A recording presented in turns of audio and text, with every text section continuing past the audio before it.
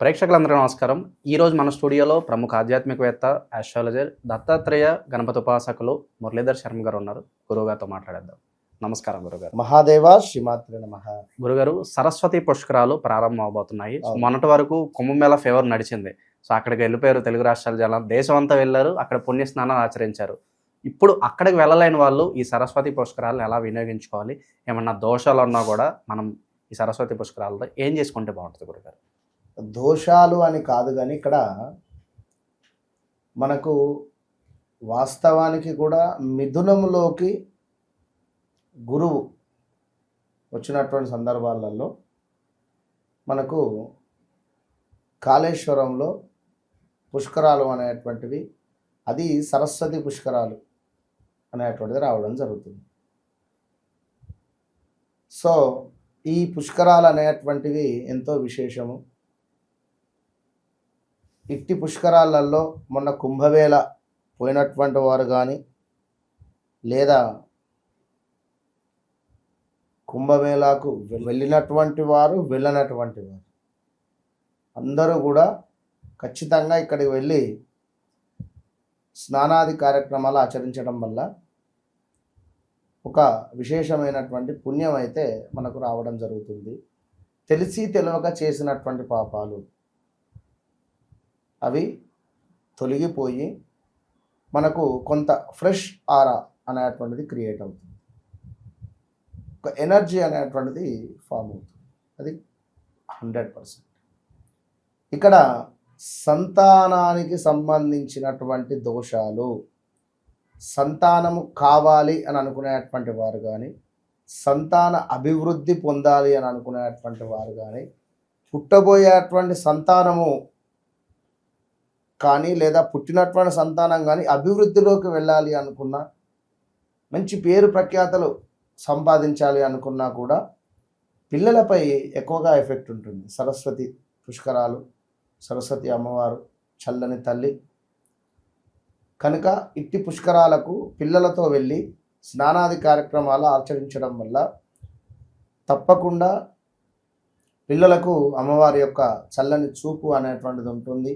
So Kaleshwaram మన తెలంగాణలో ఎంతో విశేషం అది. సో మరొక విషయం ఏమిటి అంటే పిండ ప్రదానము. ఎవరైతే పితృదోషాలు ఉన్నాయి అని బాధపడేటువంటి వారు, ఎవరైతే పితృదోషాలకు సంబంధించి మాకు ఇబ్బంది అంటే, ఇప్పుడు కొందరు సుమారుగా ఎక్కడెక్కడో వెళ్ళి ఈ యొక్క పితృదోషాలకు సంబంధించి నారాయణ నాగ్బలి కానీ ఇలాంటివి పూజలు పెడుతూ ఉన్నారు చాలామంది కూడా. గోకర్ణ లాంటి క్షేత్రాలకు తీసుకువెళ్ళి చేయించుకోవడం జరుగుతున్నది. ఇక్కడ ఏమిటి అంటే మనకి ఇక్కడ చాలా తక్కువలో, మనకి ఇక్కడ కాళేశ్వరంలో చాలా తక్కువ బడ్జెట్లో నారాయణ నాగ్బలి కానీ, పితృదేవతలకు సంబంధించినటువంటి కృతువులు కానీ ఏదైతే చేయించాలనుకుంటున్నారో వారందరూ తప్పకుండా కాంటాక్ట్ కాగలరు. వారందరికీ కూడా మనం ఇక్కడి నుంచి తీసుకువెళ్ళి అక్కడ చేయించేటువంటి పరిస్థితి. అదేవిధంగా సుమారుగా 15వ తారీఖు నుండి 26వ తారీఖు దాకా కూడా ఈ 10-15 రోజులు మనకు అక్కడ పెద్దలకు తర్పణాలు విడిచిపెట్టేటువంటి ప్రయత్నం చేయండి, దాన ధర్మాలు చేయండి. అదే నది తీరం వద్ద, అదే ఆ యొక్క పుష్కరాల వద్ద నదీ స్నానాన్ని ఆచరించి బ్రాహ్మణులు ఎవరైనా ఉంటే తీసుకువెళ్ళి సంకల్పం చెప్పించుకొని చక్కగా పిండ ప్రదానం చేయించి ప్రీతి చెందుతారు. ఇలాంటి సందర్భాలలో పుష్కరాలలో మనం చేసేటువంటి పిండ ప్రదానం వల్ల మనకు సంబంధించి కానీ, మన ముందు పిల్లవానికి సంబంధించి కానీ ఉండేటువంటి పితృదోషాలు కానీ, పితృదేవతా శాపాలు కానీ అన్నీ కూడా తొలగిపోతాయి. కొందరికి మరి పితృదోషం ఉందా లేదా మాకెట్లా తెలవాలి గురువుగారు అని కూడా అంటారు. తరచూ కూడా తినేటువంటి అన్నంలో వెంట్రుకలు వస్తూ ఉంటాయి కొందరికి తరచూ భుజించేటువంటి ఆహారంలో వెంట్రుకలు వస్తూ ఉంటాయి. ఎవరికైతే అట్లా వస్తాయో వారు పితృదోషం ఉంది అనేటువంటి విధంగా అనుకోవాలి. అదేవిధంగా తరచూ కూడా కొన్ని పనులు డిలే అవుతుంటాయి. స్త్రీ సంతానం ఎక్కువగా ఉంటుంది ఆ ఇంట్లో. భార్యాభర్తలు తరచూ గొడవ పడుతూ ఉంటారు. తరచూ వాహన ప్రమాదాలు జరుగుతూ ఉంటాయి. తరచూ కూడా ఇంట్లో ఎవరికో ఒకరికి హెల్త్ ప్రాబ్లమ్స్ రావడం జరుగుతుంది. హాస్పిటల్కి వెళితే మనకు సరైనటువంటి రిపోర్ట్ ఉండదు. ఏం లేదు, అంతా బాగుందంటారు. మరి బయటికి ఎక్కడికైనా వెళ్దామా అంటే ఎక్కడ పరిస్థితి ఏంటంటే, ఇలాంటి సందర్భాలలో వారు ఇక్కడికి వెళ్ళండి.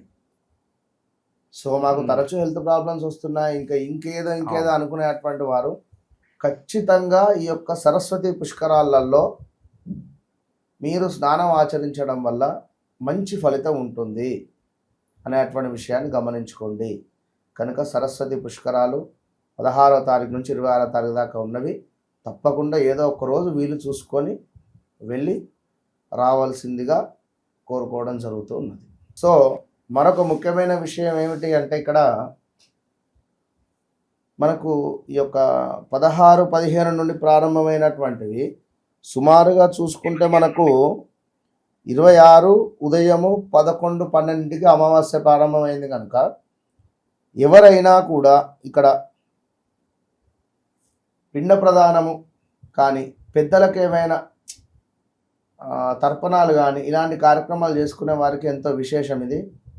ఈ 25 కానీ 26 కానీ ఒక రోజు ముందు వెళ్ళి అక్కడ చక్కగా కూడా ఉండి బ్రాహ్మణులతో మాట్లాడుకొని మంచిగా ఈ యొక్క అమావాస్య ముందు, అమావాస్య రోజు మధ్యాహ్నం వస్తుంది అమావాస్య.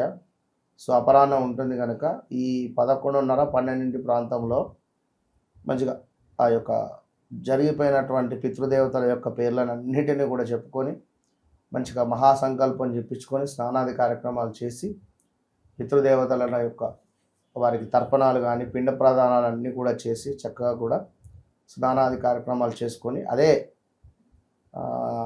నదీ తీరం నందు మనకు గోదావరి నందు వెండి నందిని తీసుకువెళ్ళండి. అంటే వెండి ఆవును తీసుకువెళ్ళి వెండి ఆవును గోదానంగా ఇవ్వండి అక్కడ.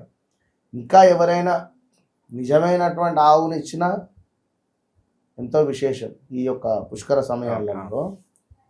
కనుక ఈ పుష్కరాలలో మనం చేసేటువంటి జపము కానీ, ఈ యొక్క సరస్వతి పుష్కరాలలో మనం చేసేటువంటి తపస్సు అంటే ఆ యొక్క నీటిలో దిగి చక్కగా కూడా ఇక్కడ వరకు బందీగా ఉండి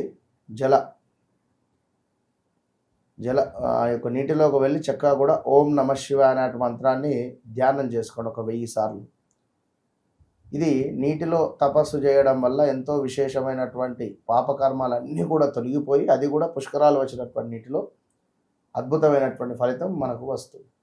సరస్వతి పుష్కరాల గురించి మాకు ఎన్నో విశేషాలు తెలియజేశారు గురుగారు. ధన్యవాదాలు. మహాదేవ.